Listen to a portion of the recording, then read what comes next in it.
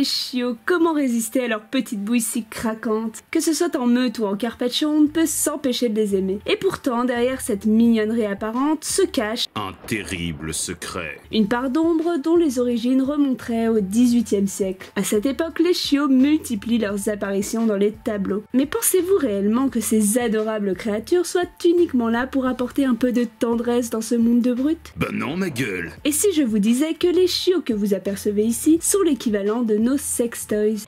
Wait, what? Et oui, au XVIIIe siècle, ces charmantes bêtes font office de jouets sexuels.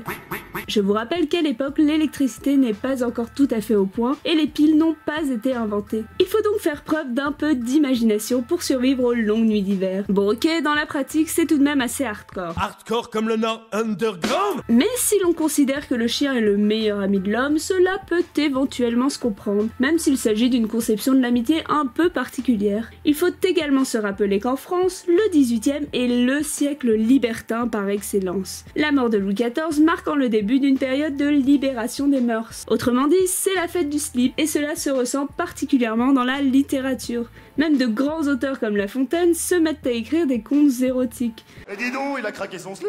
Mais les amoureux du slip peuvent également trouver leur bonheur dans la peinture, très influencée par la littérature. Et dans ce domaine, on peut citer 3 artistes incontournables, Watteau, Boucher et Fragonard. Chacun à leur manière, ils explorent les multiples facettes du libertinage, de l'expression du désir à la séduction, en passant par les plaisirs charnels. Cette notion de plaisir prend une place de plus en plus importante au XVIIIe siècle. Ainsi, la pratique sexuelle devient un plaisir à part entière et se distingue clairement du sentiment amoureux. Comme quoi, Tinder n'a rien inventé. Dans un tel contexte, on comprend mieux comment de pauvres petits chiots se retrouvent à jouer les esclaves sexuels. Et après tout, qui sait? Peut-être qu'ils sont ravis de pouvoir voler au secours de leur gentille maîtresse. En attendant de démêler le vrai du faux, je vous dis à bientôt pour une prochaine vidéo. Si vous aussi vous entretenez une relation amicale avec votre animal de compagnie, n'hésitez pas à liker et partager cette vidéo. Vous pouvez également vous abonner à la chaîne en cliquant sur l'ersatz de Louis XIV. Bonne journée à tous!